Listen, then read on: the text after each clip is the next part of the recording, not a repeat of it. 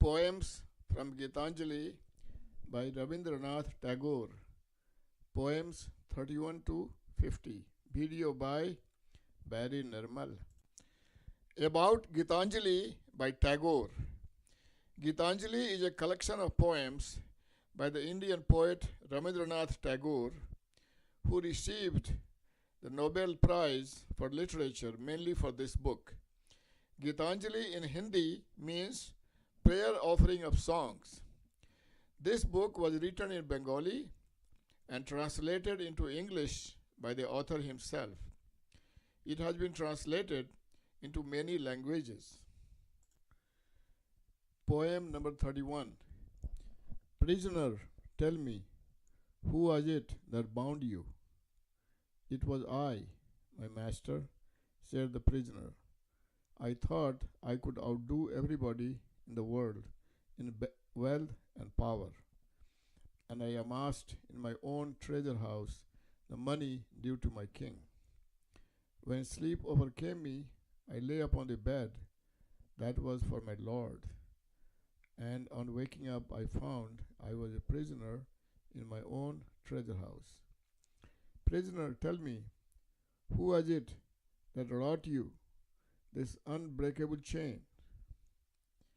It was I, said the prisoner, who forged this chain very carefully. I thought my invincible power would hold the world captive, leaving me in a freedom undisturbed. Thus night and day I worked at the chain with huge fires and cruel hard strokes. When at last the work was done and the links were complete and unbreakable, I found that it held me in its grip. Poem number 32. By all means they try to hold me secure, who love me in this world. But it is otherwise with thy love, which is greater than theirs, and thou keepest me free. Lest I forget them, they never venture to leave me alone. But day passes by after day, and thou art not seen. If I call not thee in my prayers, if I keep not thee in my heart, thou love for me still waits for my love. Poem number 33. When it was day, they came into my house and said, we shall only take the smallest room here. They said, we shall help you in your worship of your God, and humbly accept only our own share in his grace. And then they took their seat in a corner, and they sat quiet and meek. But in the darkness of night I find they break into my sacred shrine, strong and turbulent, and snatch with unholy greed the offerings from God's altar. Poem number 34. Let only that little be left of me whereby I may name thee my all. Let only that little be left of my will, whereby I may feel thee on every side, and come to thee in everything, and offer to thee my love every moment. Let only that little be left of me whereby I may never hide thee. Let only that little of me, of my fetters, be left, whereby I am bound with thy will, and thy purpose is carried out in my life, and that is the fetter of thy love. Poem number 35. Where the mind is without fear, and the head is held high, where knowledge is free, where the world has not been broken up into fragments by narrow domestic walls, where words come out from the depths of truth, where the tireless striving stretches its arms towards perfection, where the clear stream of reason has not lost its way into the dreary desert sand of dead habit. Poem number 36. This is my prayer to thee, my Lord. Strike, strike at the root of penury in my heart. Give me the strength lightly to bear my joys and sorrows. Give me the strength to make my love fruitful in service. Give me the strength never to disown the poor or bend my knees before insolent might. Give me the strength to raise my mind high above daily trifles, and give me the strength to surrender my strength to thy will with love. Poem number 37. I thought that my voyage had come to its end at the last limit of my power, that the path before me was closed, that provisions were exhausted, and the time come to take shelter in a silent obscurity. But I find that thy will knows no end in me, and when old words die out on the tongue, new melodies break forth from the heart. And where the old tracks are lost, new country is revealed with its wonders. Poem number 38. That I want thee, only thee, let my heart repeat without end. All desires that distract me day and night are false and empty to the core. As the night keeps hidden in its gloom the petition for light, even thus in the depth of my unconsciousness rings the cry, I want thee, only thee. As the storm still seeks its end in peace, when it strikes against peace with all its might, even thus my rebellion strikes against thy love, and still its cry is, I want thee, only thee. Poem number 39. When the heart is hard and parched up, come upon me with a shower of mercy. When grace is lost from life, come with a burst of song. When tumultuous work rages its din on all sides, shutting me out from beyond, come to me, my Lord of silence, with thy peace and rest. When my beggarly heart sits crouched, shut up in a corner, break open the door, my King, and come with the ceremony of a king. When desire blinds the mind with the delusion and dust, O thou Holy One, thou wakeful, come with thy light and thy thunder. Poem number 40. The rain has held back for days and days, my God, in my arid heart. The horizon is fiercely naked, not the thinnest cover of a soft cloud, nor the vaguest hint of a distant cool shower. But call back, my Lord, call back this pervading silent heat, still and keen and cruel, burning the heart with dire despair. Let the cloud of grace bend low from above, like the tearful look of the mother on the day of the father's wrath. Poem number 41. Where dost thou stand behind them all, my lover, hiding thyself in the shadows? They push thee and pass thee by on the dusty road, taking thee for naught. I wait here weary hours, spreading my offering for thee, while passers-by come and take my flowers one by one, and my basket is nearly empty. The morning time is past, and the noon. In the shade of evening, my eyes are drowsy with sleep. Men going home glance at me and smile and fill me with shame. I sit like a beggar maid, drawing my skirt over my face, and when they ask me what it is I want, I drop my eyes and answer them not. Oh, how, indeed, could I tell them that for thee I wait, and that thou hast promised to come? How could I utter for shame that I keep for my own dowry this poverty? Ah, I hug this pride in the secret of my heart. I sit on the grass and gaze upon the sky and dream of the sudden splendor of thy coming, all the lights ablaze, golden pennons flying over thy car, and they at the roadside standing agape. When they see thee come down from the sea to raise me from the dust and set at thy side, this ragged beggar girl, a tremble with shame and pride, like a creeper in a summer breeze. But time glides on, and still no sound of the wheels of thy chariot. Many a procession passes by, with noise and shouts and glamour of glory. Is it only thou who wouldst stand in the shadow, silent and behind them all? And only I who would wait and weep and wear out my heart in vain longing? Poem number 42.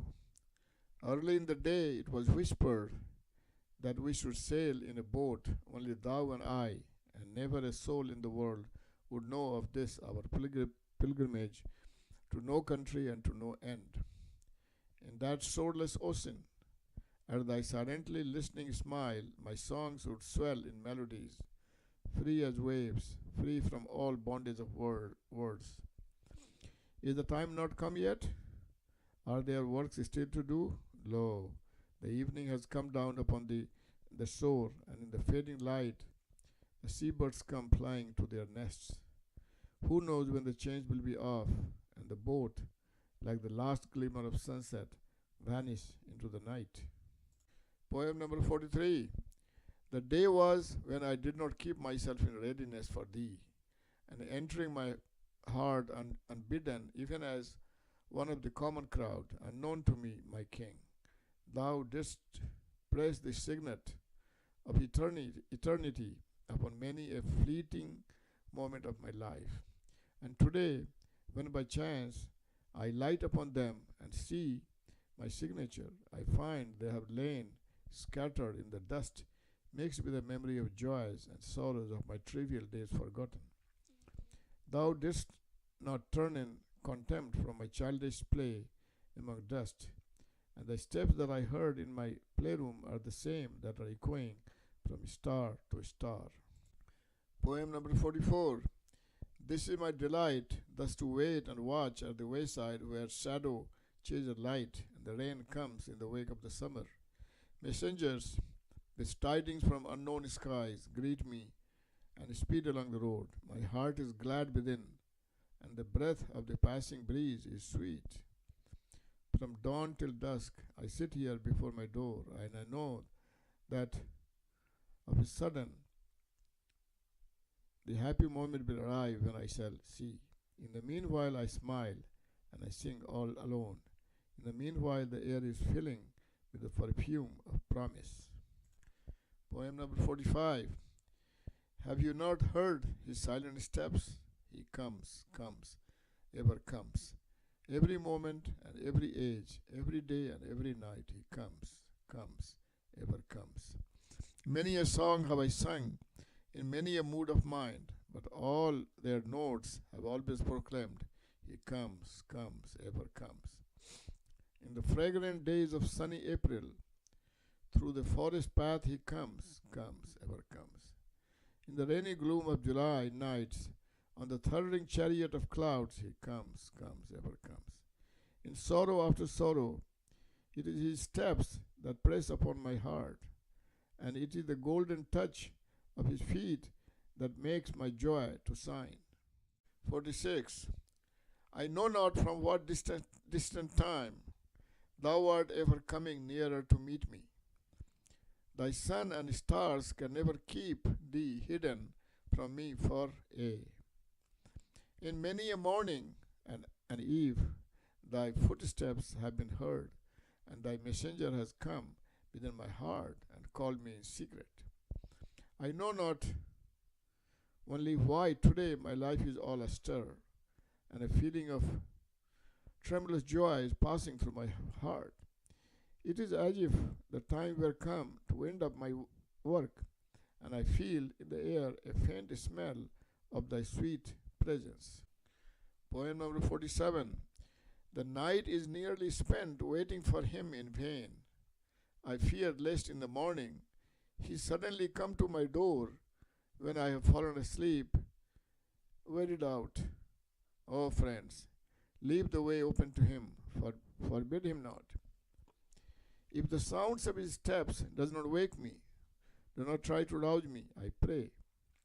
I wish not to be called from my sleep by the clamorous choir of birds, by the riot of wind at the festival of morning light. Let me sleep undisturbed, even if my Lord comes of a sudden to my door. Ah, my sleep, precious sleep, which only waits for his touch to vanish. Ah, my closed eyes that would open their lids only to the light of his smile when he stands before me like a dream emerging from darkness of sleep. Let him appear before my sight at the first of all lights and all forms, the first thrill of joy to my awakened soul. Let it come from his glance, and let my return to myself be immediate return to him. Poem number 48. The morning sea of silence broke into ripples of bird songs, and the flowers were all merry by the roadside, and the wealth of gold was scattered through the rift of the clouds, while we busily went on our way and paid no heed. We sang no glad songs nor played. We went not to the village for barter. We spoke not a word nor smiled. We lingered not on the way. We quickened our pace more and more as the time sped by. The sun rose to the mid sky, and doves cooed in the shade. Withered leaves danced and whirled in the hot air of noon. The shepherd boy drowsed and dreamed in the shadow of the banyan tree, and I laid myself down by the water and stretched my tired limbs on the grass. My companions laughed at me in scorn. They held their heads high and hurried on. They never looked back nor rested. They vanished in the distant blue haze. They crossed many meadows and hills and passed through strange, faraway countries. All honor to you, heroic host of the interminable path. Mockery and reproach pricked me to rise, but found no response in me. I gave myself up for lost in the depth of a glad humiliation, in the shadow of a dim delight. A repose of the sun embroidered green gloom slowly spread over my heart. I forgot for what I had traveled, and I surrendered my mind without struggle to the maze of shadows and songs. At last, when I woke from my slumber and opened my eyes, I saw thee standing by me, flooding my sleep with thy smile. How I had feared that the path was long and wearisome, and the struggle to reach thee was hard. Poem number 49. You came down from your throne and stood at my cottage door. I was singing all alone in a corner, and the melody caught your ear. You came down and stood at my cottage door. Masters are many in your hall, and songs are sung there at all hours. But the simple carol of this novice struck at your love. One plaintive little strain mingled with the great music of the world, and with a flower for a prize, you came down and stopped at my cottage door. Poem number 50. I had gone a begging from door to door in the village path, when thy golden chariot appeared in the distance like a gorgeous dream, and I wondered who was this king of all kings. My hopes rose high, and methought my evil days were at an end, and I stood waiting for alms to be given unasked, and for wealth scattered on all sides in the dust. The chariot stopped where I stood. Thy glance fell on me, and thou came down with a smile. I felt that the luck of my life had come at last. Then all of a sudden thou didst hold out thy right hand and say, what hast thou to give to me?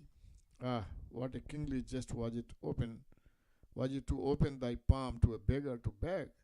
I was confused and stood undecided. And then from my wallet I slowly took out the least little grain of corn and gave it to thee. But how great my surprise when at the day's end I emptied my bag on the floor to find a least little gram of gold among the poor heap. I bitterly wept and wished that I had had the heart to give thee my all.